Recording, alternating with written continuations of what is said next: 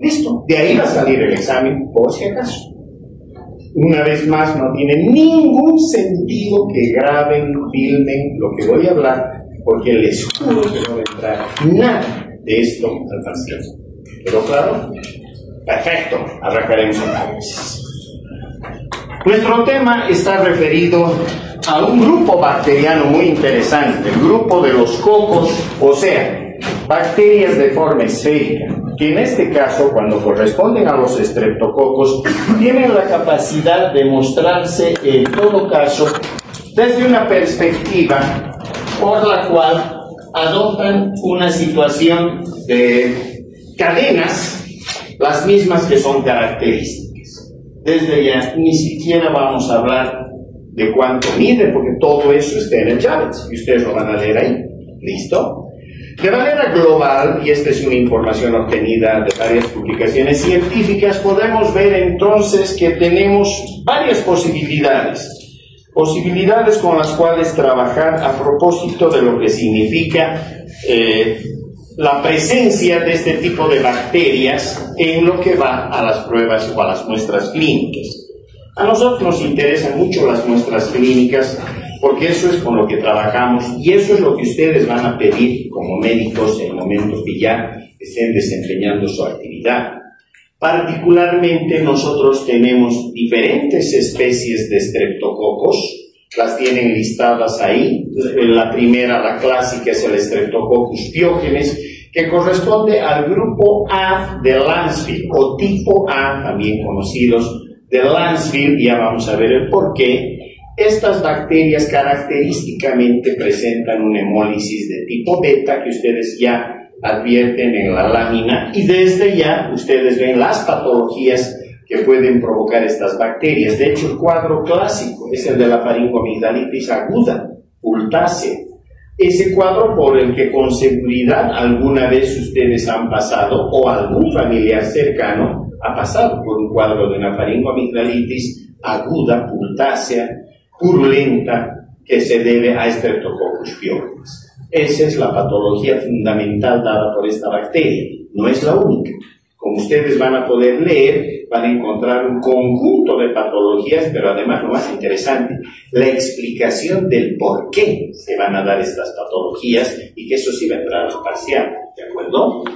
El grupo B de Lancefield está representado por el Streptococcus agalacti, que están viendo ahí, que está también relacionado con una hemólisis de tipo beta y fundamentalmente con una patología que es la sepsis neonatal. Y de ahí para adelante tenemos un grupo impresionante de microorganismos, porque tenemos al grupo C, que está representado por el Streptococcus equisimilis, también con una posibilidad de darnos una beta-hemólisis en el agar-sangre. Vean ustedes que producen diferentes tipos de patologías. En todos estos casos, el común denominador es provocar la producción de material purulento, que a veces no llega a ser, sobre todo cuando están en tejidos, no llega a ser pus como tal. ¿De acuerdo? Eso tiene una explicación, que ustedes la van a encontrar también en JAVETS. Y luego tenemos al grupo D, donde están los enterococos, al grupo G, donde está la especie Anginosus, y un grupo dispar, que es el grupo Viridans, al que lo vamos a revisar en detalle el día lunes 12, porque su máximo representante es el famoso Streptococcus pneumoniae o neumococo, ¿de acuerdo? Muy bien. Si nosotros seguimos caminando, a lo que hemos venido es aprender el diagnóstico bacteriológico, sobre todo y fundamentalmente a revisar qué es lo que hacemos desde el punto de vista laboratorial. ¿Y por qué nos interesa esto? ¿Y por qué particularmente a mí me interesa esto? Más allá de mi formación como microbiólogo, me interesa porque donde trabajo yo, a veces nos llegan órdenes o solicitudes de exámenes de laboratorio que si las mostrara, y de hecho prometo mostrárselas alguna vez sin que vean quién las ha firmado, para no faltar a la ética, pero si ustedes las leyeran, morirían de risa. Cultivo y antibiograma de hisopado faríngeo, favor reportar resultados hasta las 6 de la tarde. Como si las bacterias crecieran por obra y gracia del Espíritu Santo, cuando sabemos que mínimamente necesitamos de 24 a 48 horas. Pero como no han estudiado bien estas asignaturas, nos cometen errores mayúsculos, que además les cueste mucho, sobre todo a quienes están en la residencia médica, y no queremos que eso les pase también, ¿de acuerdo? Así que lo que vamos a ver de aquí en adelante es lo que pasa en laboratorio, es lo que hacemos en el diagnóstico laboratorial de este tipo de microorganismos. La toma de muestra, que es fundamental, y además la vamos a revisar en prácticas en lo que va de la próxima semana y la subsiguiente, es un procedimiento básico, es un procedimiento fundamental. Sin una buena toma de muestras, nadie puede asegurar un buen resultado. Yo no puedo tomarle la muestra a un paciente que ya está recibiendo, por ejemplo, antibióticos. No tiene sentido, ¿verdad? Máxime con algunos microorganismos en los cuales el efecto es tan contundente por parte de los antibióticos que básicamente son muestras que llamamos decapitadas porque prácticamente no aislamos nada. Y muchas veces, a la luz de la ignorancia o a la oscuridad de la ignorancia, algunos colegas nos dicen: qué barbaridad, hemos mandado una muestra y no han aislado nada. Cuando les preguntamos, ¿el paciente está con antibióticos? Sí, hace 3 días que ya está con antibióticos. Imagínense, ¿de acuerdo? Entonces, la calidad de las muestras es fundamental, menos mal que eso lo revisamos en el curso de las próximas 2 semanas. De hecho, una de las muestras siempre, diríamos obligatoria en la práctica médica, es la muestra faringoamigdalar. Y es lo que ustedes están viendo en la lámina en relación a los materiales que se vayan a utilizar, los bajalenguas, desde ya, los hisopos que deben ser imprescindiblemente estériles, y de ahí en adelante los medios de transporte para asegurar que estas muestras lleguen en perfecto estado hasta nuestros laboratorios, porque de lo contrario no tendríamos los resultados que todos quisiéramos, ¿verdad? Y en beneficio del paciente. Sin duda alguna, dentro de la corrida del laboratorio de bacteriología, un aspecto importante es el aislamiento primario. Es decir, ¿qué hacemos con la muestra que ustedes han obtenido o que se la va a obtener en la sección o en el área de toma de muestras de un laboratorio, pero una vez que esta finalmente llegó hasta los mesones de microbiología o bacteriología, pues obviamente tiene que continuar lo que llamamos la marcha del laboratorio para que lleguemos hasta el diagnóstico? En realidad, nuestro diagnóstico de laboratorio está dividido en 2 partes. De un lado, tenemos el diagnóstico como tal, darle nombre y apellido a la bacteria, y del otro lado tenemos ver qué pasa en relación a esta bacteria versus los antibióticos que usualmente utilizamos. Y eso es a lo que comúnmente le llamamos el antibiograma, ¿de acuerdo? Estas 2 partes son los pilares fundamentales del trabajo en un laboratorio de bacteriología clínica o de microbiología clínica. Y por lo tanto, si esto es tan importante, imagínense cómo no vamos a seguir una metodología que nos permita alcanzar los resultados que estamos buscando. Ustedes están viendo en primera instancia la posibilidad de poder enriquecer las muestras que hubiesen llegado al laboratorio. En ese caso, por ejemplo, si nosotros disponemos de estas opciones, vamos a sembrar primero esas muestras faringoamigdalares en medios de cultivo líquidos, particularmente puede ser un caldo soya tripticasa o una infusión cerebro-corazón, que son caldos muy enriquecidos, que permiten el desarrollo de microorganismos a los cuales corrientemente les llamamos de aislamiento fastidioso. ¿Listo? ¿Por qué fastidioso? Porque no son tan sencillos de desarrollar como otras bacterias que vamos a estudiar a lo largo de estos capítulos. Hay microorganismos que no necesitan muchos nutrientes para finalmente poderse mostrar en las cajas Petri, en los tubos de ensayo. En cambio, los estreptococos no. Los estreptococos sí son, en todo caso, exigentes desde el punto de vista nutricional y necesitan metabolitos que enriquezcan sus medios de cultivo. Por eso los caldos, tanto el cerebro-corazón como el soya tripticasa, son ideales para lograr el aislamiento de estas bacterias. ¿Listo? Pero lo interesante es de que una vez que hemos logrado enriquecer esto, cabe decir 18 a 24 horas en estos medios líquidos, después pasamos al aislamiento primario como tal, que es sembrar las muestras en agar sangre. Y aquí hay que ser claros. Cuando ustedes estén en sus hospitales, en sus clínicas, etcétera, dense la molestia de pasar por sus laboratorios de bacteriología. y pregunten qué sangre están utilizando, porque si están utilizando sangre humana, que es lo más corriente en los laboratorios del país, se está haciendo una pésima práctica de la bacteriología. No sirve la sangre humana para el aislamiento de microorganismos que, como que hemos dicho, que son exigentes desde el punto de vista nutricional. Y si bien estoy acostumbrado a escuchar torpezas como que no, yo siembro y crece, todo crece ahí, no siempre. Lamentablemente la sangre humana no se la obtiene directamente de la persona y al frasco donde se esté preparando el agar, sino que generalmente se utilizan las bolsas o paquetes de sangre, mismas que ya tienen un anticoagulante allí, que puede ser la heparina, por ejemplo, y que antagoniza con el desarrollo de microorganismos que son muy exigentes. Por otro lado, en la medida que esas bolsas de sangre están guardadas en los bancos de sangre o en los refrigeradores, obviamente se van hemolizando en el tiempo. Y es clásico que las bolsas que ya están para descarte se las regale a los laboratorios para que ellos vean qué hacen con esa sangre. Una de las posibilidades es utilizar en estos medios y ya verán que si se están hemolizando, porque ya son paquetes muy viejos que no tienen mayor viabilidad, imagínense, cualquier microorganismo puede provocar cualquier cosa, ¿verdad? Y va a complicar el diagnóstico. Al margen de que en la sangre siempre encontramos ya, ustedes han revisado en la parte de inmunología la opción de la acción del complemento, entre otros los anticuerpos, que lógicamente no desaparecen porque estén en una bolsa de sangre, es obvio, ¿verdad? Por lo tanto, imagínense cuánto antagonismo, es más, si viene de una persona que estaba con antibióticos, esos antibióticos todavía se van a quedar en buen tiempo en la sangre. Todo ello entorpece.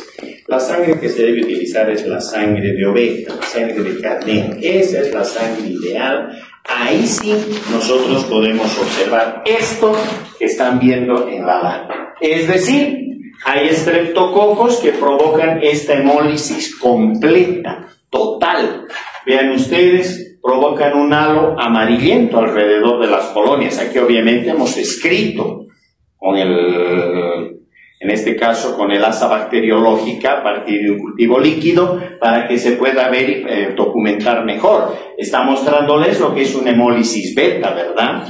Están viendo una hemólisis completa alrededor de las colonias de estos estreptococos. Esa hemólisis completa o beta está representada por esa mancha, así lo diremos en principio, de color amarillo pajizo. Nosotros vemos eso y decimos, esta es una hemólisis beta. ¿Recuerdan la primera tablita? Veían o presentaban hemólisis de tipo beta, ¿no es cierto? Aquí vean ustedes, se ha sembrado otro microorganismo paralelamente. Pero miren que de un color verde, lamentablemente la luz no nos permite ver como quisiéramos, pero aquí está un color verdoso alrededor de las colonias. Estos son los famosos viridans, porque viridans significa verde, verdoso. ¿Listo? Entonces es una hemólisis incompleta o hemólisis parcial. Y finalmente tenemos un tercer tipo de estreptococos que cuando desarrollan no hemolizan completamente ni tampoco parcialmente, por lo tanto no dan ningún halo alrededor de las colonias, no pasa nada. Sensiblemente todavía se le sigue llamando hoy por hoy en toda la bibliografía como estreptococos gamma hemolíticos, que está mal, ¿verdad? Porque no producen hemólisis. En todo caso, con que se queden como gamma ya está, pero eso es para significar que no dan hemólisis en el agar-sangre. Y de hecho, nosotros tenemos estreptococos tanto beta, alfa como gamma que pueden dar patología en los humanos. Ahora estamos más enfrascados en los del tipo beta y eso es lo que a continuación vamos a seguir viendo desde el punto de diagnóstico laboratorial. Miren qué diferente ya aquí, ¿verdad? Acá ya estamos viendo las colonias aisladas de estreptococos que son beta hemolíticos, porque están dando ese anillo casi amarillo pajizo alrededor de las colonias. Qué diferente en relación a lo que estamos observando aquí abajo. La beta hemólisis completa, la alfa verdosa y la gamma, que hemos dicho, que no produce hemólisis de ningún tipo, ¿cierto? Para nosotros esta es la llave que nos ingresa en el diagnóstico.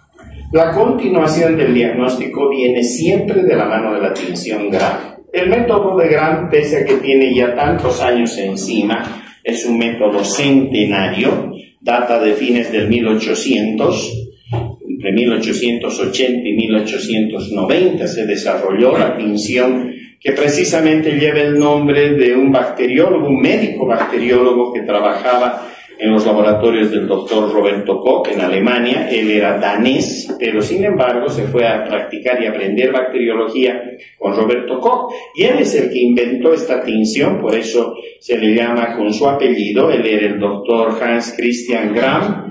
En su honor el método se quedó con ese nombre, y desde ya este método permite, bien saben ustedes, clasificar a las bacterias, ya sean Gram positivas o ya sean Gram negativas, todo dependiendo de la composición y la estructura de la pared, ¿verdad? Acá estamos observando cocos, vean ustedes, esto viene de un hemocultivo. Este es un hemocultivo que procesamos en mi laboratorio. El resultado fue lo que ustedes están viendo, el desarrollo de esas bacterias en el frasco de hemocultivo, que cuando hicimos la tinción de Gram se podían observar. Bien, están ustedes observando esos cocos Gram positivos en cadenas, ¿cierto? Esto es, vuelvo a repetir, característico del modelo estreptococo, y obviamente con esa característica de ser Gram positivos. Pero una vez que hemos hecho esto, necesitamos entrar a la diferenciación por bioquimiotipificación. Entonces, en los laboratorios de bacteriología, lo que nosotros hacemos en el país, no tiene sentido hablar de métodos que se hacen en otros países, ¿verdad? No tiene ningún sentido. Aquí vamos a ver lo que hacemos, lo que yo hago en mi laboratorio todos los días. En otras palabras, sembramos en otro agar sangre, ahora ya el aislamiento completamente aislado, estamos en una redundancia, completamente logrado, si ustedes quieren. Ahora sí, las colonias están completamente en estado puro, ya no tengo mayor inconveniente para poder trabajar con ellas, y por lo tanto las sembramos, y lo primero que podemos hacer es colocar discos de cotrimoxazol. Si ustedes recuerdan, el cotrimoxazol es una asociación, ¿verdad?, entre lo que es el sulfametoxazol y la trimetoprima, es el famoso Bactrim. Sembramos y le ponemos estos discos. A las 18-24 horas de incubación, las incubaciones para las bacterias de aislamiento difícil siempre tienen que ir con el método de la jarra o de la vela. No es otra cosa que un frasco donde depositamos las cajas Petri y le ponemos una vela y un poco de agua en un frasco. Encendemos la vela, dejamos que arda por unos segundos y luego cerramos el frasco. Todavía va a arder unos segundos más la vela, y cuando el anhidrido carbónico que se genera alcanza de un 5 a un 10% de saturación en ese hábitat, automáticamente se apaga la vela. Y ya está. Ustedes ya le han dado la condición, en este caso del anhidrido carbónico, a partir del cual las bacterias de aislamiento difícil tienen una fuente más de la cual obtener el carbono, que es tan útil para ellas, pero además esa condición de microaerofilia, y en este caso por una hipercapnia, un aumento en el CO2, con lo cual desarrollan sin mayor inconveniente. Ese es el famoso método de la jarra o de la vela. Cuando sacamos las cajas Petri 18 a 24 horas después, observamos que pudiera suceder lo siguiente. Vean ustedes, aquí está la beta-hemólisis, fíjense. Pusimos aquí el disco del cotrimoxazol y vean ustedes que no hay ningún halo de inhibición alrededor de ese disco. Las bacterias han crecido alrededor del disco sin mayor problema. En cambio aquí miren, hay un halo de inhibición. No ha habido desarrollo bacteriano en todo este halo que están viendo. Vean ustedes, un halo circularizado. Están viendo ustedes que no hay desarrollo bacteriano. El desarrollo está por fuera de ese halo, ¿cierto? Por lo tanto, si vemos este halo de inhibición, ya nuestro diagnóstico prácticamente está hecho. De este lado, si es que sufre el embate del cotrimoxazol, para nosotros es el Streptococcus equisimilis, que han visto que está asociado a patología. Y de hecho, si no hay desarrollo, como en este caso, alrededor del disco del cotrimoxazol, estamos hablando de un Streptococcus pyogenes, o sea, un estreptococo beta hemolítico, que además podemos después confirmar si es del grupo A o tipo A de Lansfield. Una segunda prueba que es en todo caso todavía mucho más útil porque permite asegurar que uno se encuentra frente a Streptococcus pyogenes. Siempre va a haber un margen de duda, pero este es un método aceptado universalmente porque es un método barato, sencillo, rápido. Lo mismo se puede hacer simultáneamente. En esa caja se puede colocar no solo el disco de cotrimoxazol, sino que se puede añadir ya este disco, que es el disco de bacitracina, ese antibiótico que también ya lo han estudiado. En este caso, estos discos son de 0.04 unidades internacionales, ya vienen con esa carga, y que sirven para identificación, no sirven para antibiograma, solo tienen utilidad para identificación. Ponemos el disco y vean ustedes el halo que se ha formado. Si medimos el halo y está por arriba de 14 milímetros, en algunos textos nos hablan hasta de 16 milímetros, no hay problema, vamos a 14 y no tenemos inconveniente.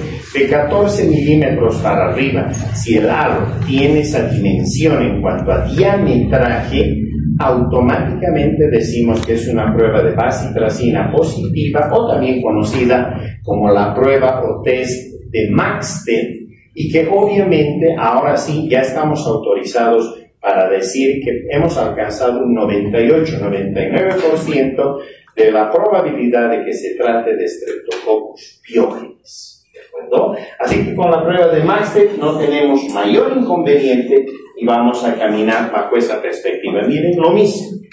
Se ha puesto el disco de bacitracina, vean ese halo que se ha formado alrededor del disco. Y obviamente este está por arriba de 14 milímetros de diámetro.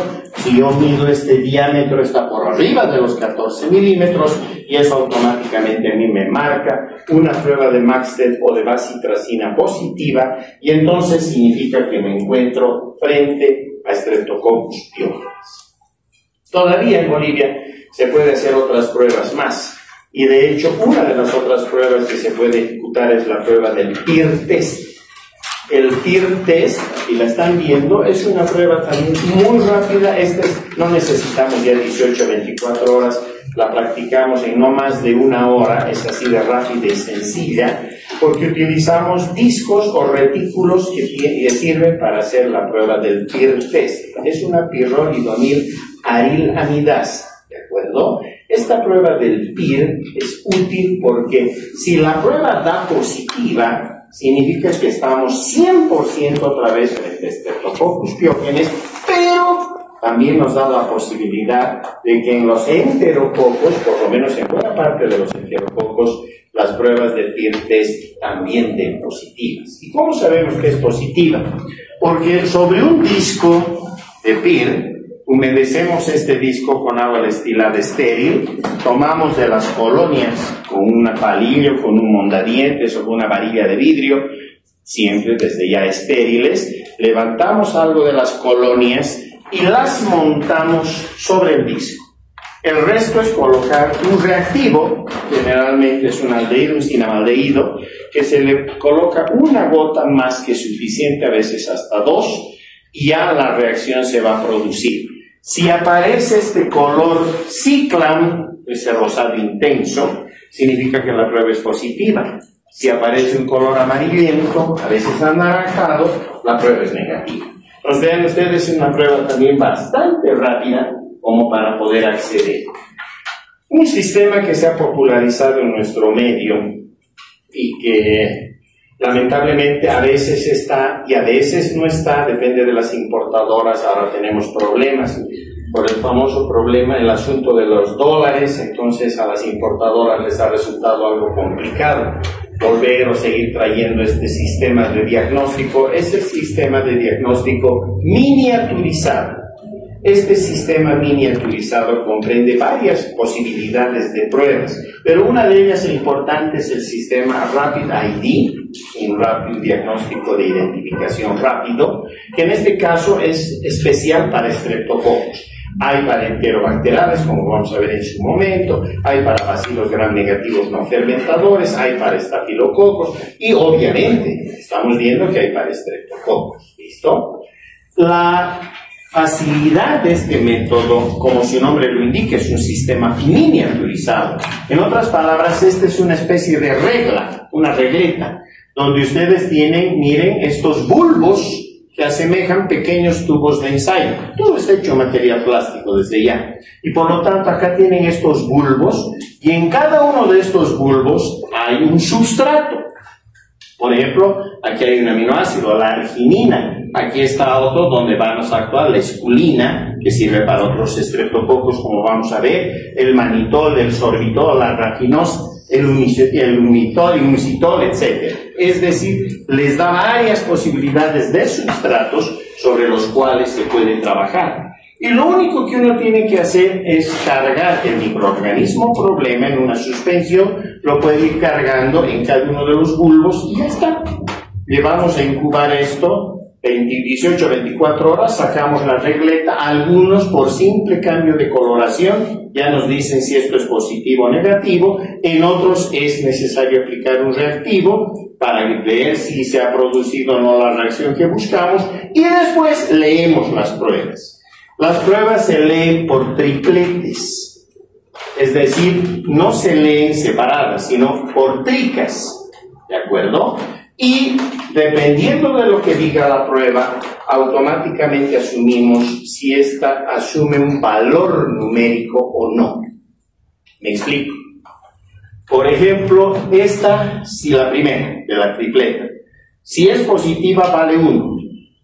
La segunda, si es positiva, vale 2. Y la tercera, si es positiva, vale 4. ¿De acuerdo? En este caso, la primera y la segunda son positivas, la tercera es negativa, porque estas han modificado su color. Ha habido un viraje, hay utilización de estos azúcares. Los estreptococos, como van a revisar ustedes, son bacterias que metabólicamente, si bien no trabajan sobre muchos sustratos, sobre azúcares sí lo hacen. ¿De acuerdo? Entonces, en este caso sí, y también sobre aminoácidos. Entonces, en este caso están trabajando. Y si esto vale 1 y esto vale 2, obviamente en esta tripleta aquí hay un valor de 3, porque 1 más 2 son 3. Esta tercera tripleta, miren, negativo, negativo, negativo, 0. Si se dan cuenta, va saliendo un número que parece el número de un celular.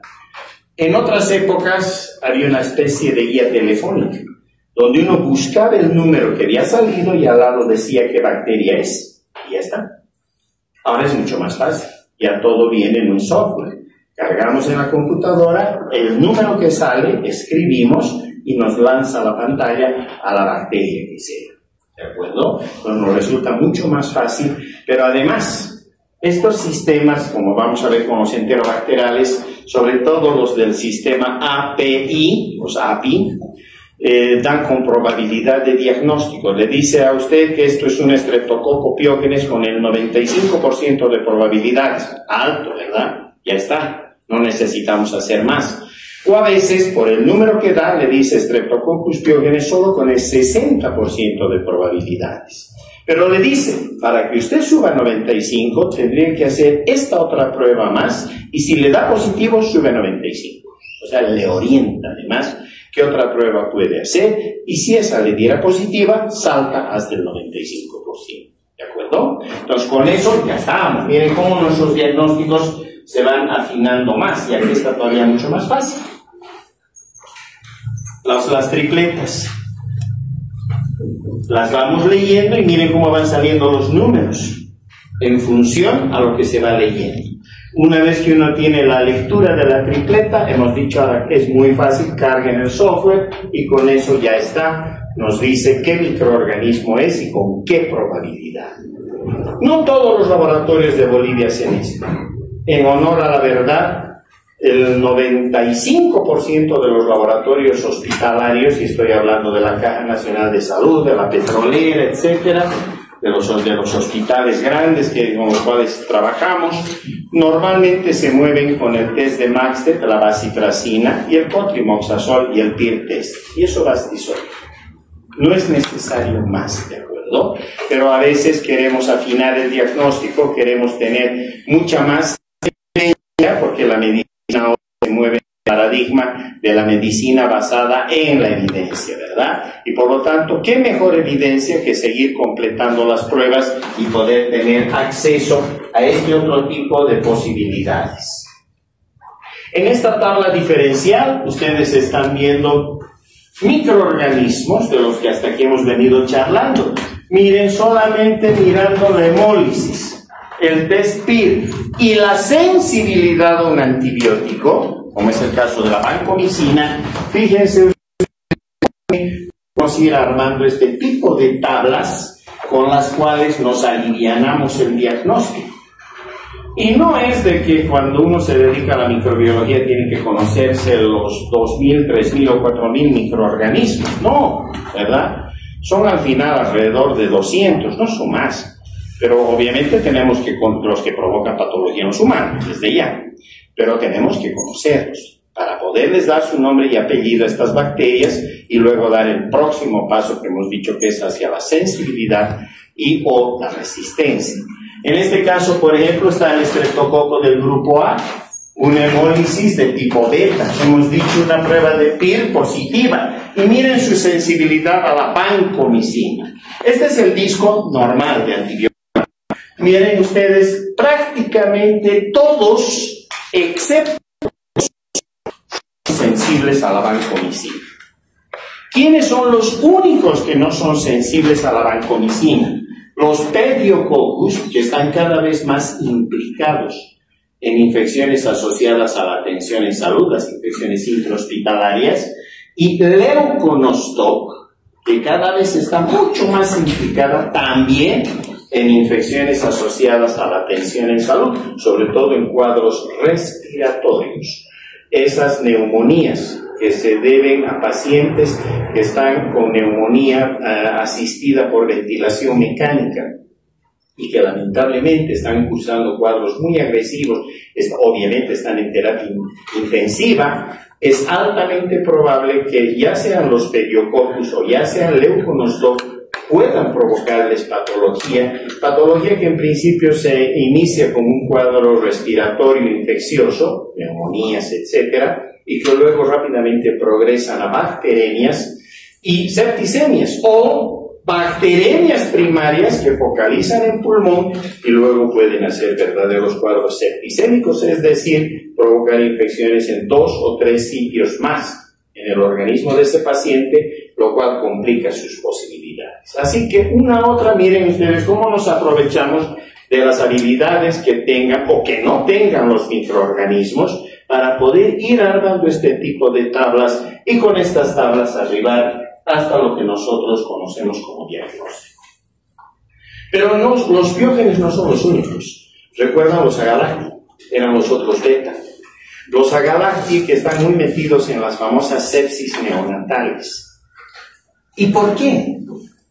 Porque alto porcentaje de las damas tienen a nivel de la cavidad vaginal poblaciones de Streptococcus agalacti, o sea, el estreptococo beta hemolítico del tipo o grupo B, ¿listo? Que a nivel vaginal no produce absolutamente nada,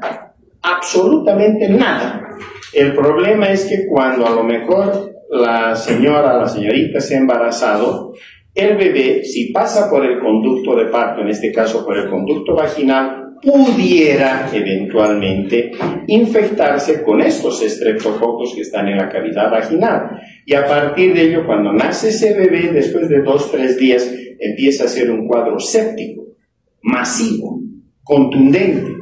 En ese caso, se le hacen los hemocultivos al bebé. ¿Y qué obtenemos? El desarrollo de estreptococos, que cuando los vamos a tipificar, resulta que se trata del grupo B, o sea, estamos hablando de los Streptococcus agalacti.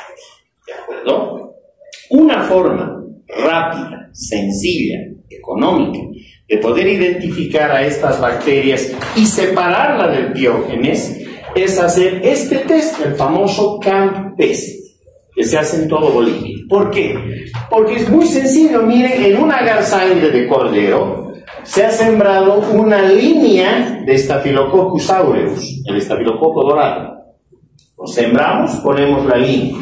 Y luego, perpendicularmente, coloco los estreptococos que quiero identificar. Siembro entonces este primer estreptococo. Hay otra muestra más con otro estreptococo, lo siembro perpendicularmente y cercano al estafilococo. No tiene que tocar la línea del estafilococo, ¿verdad? Pero lo más cerca posible. ¿Qué va a suceder después de 18 a 24 horas cuando saco la caja Petri? Miren lo que ha pasado con este microorganismo. Y miren lo que ha pasado con este otro. En principio vámonos al negativo. ¿Por qué? Porque si bien el Staphylococcus aureus es beta hemolítico y estoy viendo esa coloración amarillo pajiza, ¿verdad? En cuanto al estreptococo, obviamente era un beta hemolítico y lo estoy probando, por eso es que lo he puesto. Pero miren que cada uno tiene su hemólisis y pare de contar. Ah, qué interesante en cambio cuando miramos este. Vean ustedes, este estreptococo es beta hemolítico, el estafilococo es beta hemolítico, y miren lo que ha pasado, cómo se forma esta imagen de beta hemólisis, que fácilmente podemos decir que parece una punta o cabeza de flecha, ¿cierto? Entonces, ese fenómeno, que no es otra cosa que la sinergia de la hemólisis entre la del estafilococo dorado y la del estreptococo en estudio, que en este caso ya es de la Galactia, cuando se forma este fenómeno en punta de flecha, cabeza de flecha de hemólisis, que está sinergizada, pues automáticamente estamos hablando de que este microorganismo es un estreptococo del grupo B, es el Agalactiae, que en otras palabras nos está demostrando un CAMP test positivo. ¿Listo? Lo de CAMP no es nada más que utilizar las iniciales de los bacteriólogos australianos que inventaron esta prueba, la desarrollaron. Estamos hablando de Christie, Atkins y Munchausen. Son los que desarrollaron la prueba y por decidieron utilizar las iniciales de sus apellidos y de ahí viene lo del CAMP test. Si la máquina nos permite, ojalá que sí.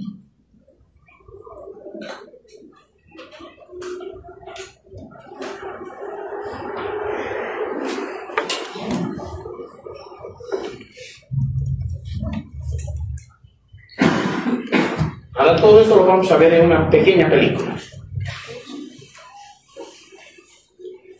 Es una secreción bronquial.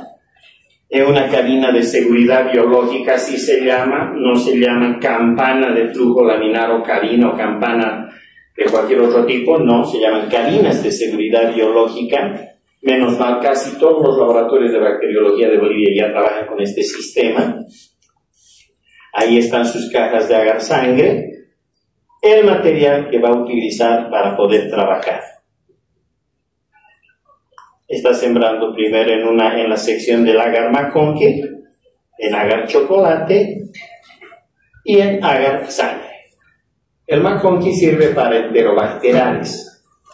Sembramos siempre en estos tres medios. Hoy por hoy tenemos la facilidad de que nuestras cajas están divididas en tres. Entonces, en un primer triángulo tenemos al McConkie, en el segundo tenemos al agar chocolate y en el tercero al agar sangre. Y utilizamos incluso una segunda caja Petri con el medio de Saburov para hongos.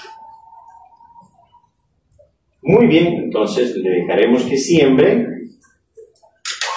Ahí está su mechero también funcionando, va a trabajar con su asa bacteriológica.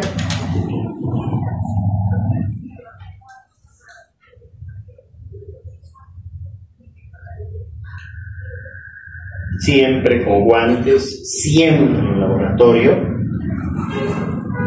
Tomo una cantidad de muestra, lo que se ha llamado siempre la mejor partícula, que es la parte más purulenta.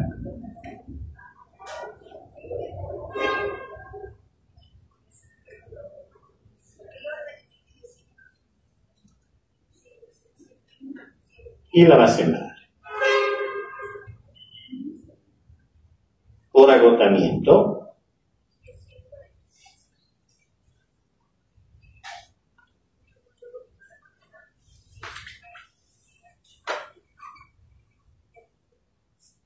y va a sembrar en el agar chocolate. Ya sembró en maconje, sembró en sangre, ya lo siembra en el agar chocolate.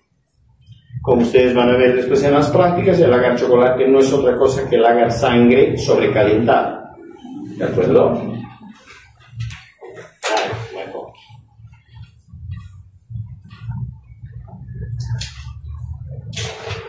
Listo.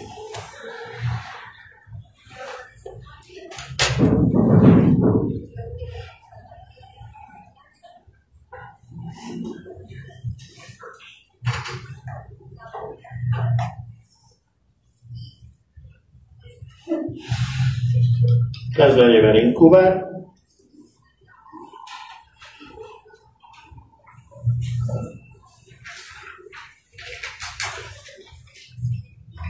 La está poniendo en la estufa de incubación.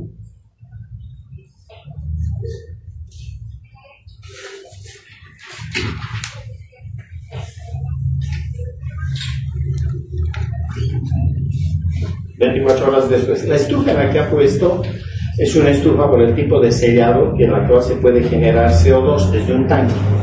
¿De acuerdo? Ya no necesitan hacer el método de la jarra, es más fácil. Miren, para enterobacteriales no ha crecido nada, porque obviamente no crecen en ese medio los streptococcus. Ahí sí, hay colonias, fíjense, y las hemólisis alrededor de las colonias.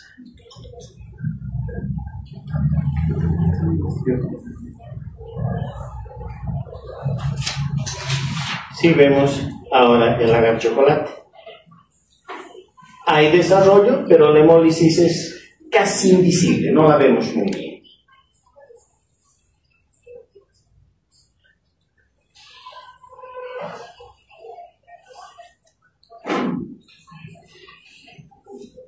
De aquí en adelante va a continuar con las pruebas de identificación.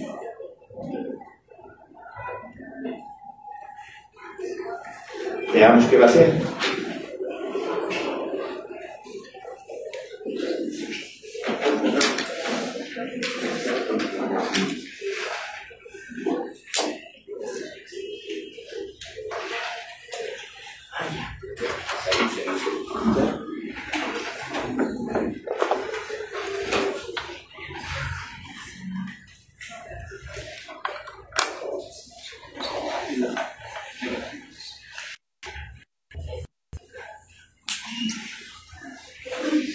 Una prueba importante al inicio es la prueba de la catarasa. Si es estreptococo siempre va a dar negativa. Ustedes me dirán el por qué más adelante. Y de ahí en adelante las pruebas tal cual las hemos descrito. ¿Listo? Perfecto. Esto es lo que hacemos en el diagnóstico. La última etapa, hoy por hoy, está representada, hemos dicho, por las pruebas de sensibilidad y resistencia. Pero de eso vamos a hablar en su momento y de una manera muy más, porque ahí sí necesitamos conversar sobre mecanismos de resistencia, ¿de acuerdo? Una vez más, nada de esto va a ir al parcial. Esto es para que ustedes vean qué es lo que se hace en el laboratorio, porque lo que sí va a ir al parcial es en el Javits y o en el lunes. ¿Listo? Y el lunes 12 nos vemos, pero ya vienen leyendo, porque sí les voy a tomar una pequeña, no prueba, un control de lectura que vamos a tardar 5 minutos. ¿De acuerdo?